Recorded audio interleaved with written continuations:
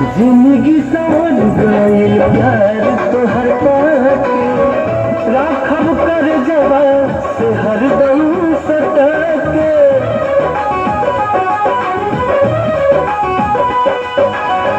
जिंदगी समझ गई प्यार तोहर पाके राखब कर जवा से हरदम सटके।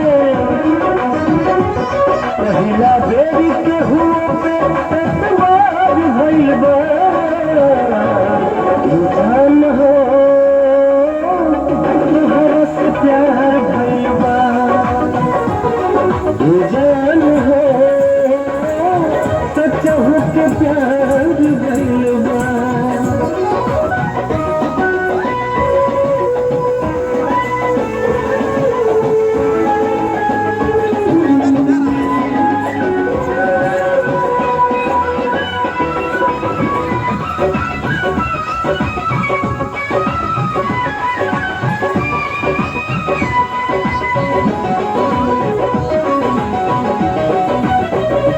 लाखों में से तू ही मिलन बारू यार हो रुपवा के अपने बनाला पहरेदार हो।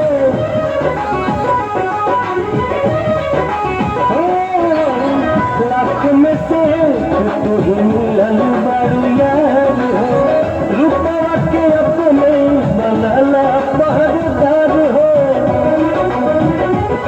अखिया अखिए में बतिया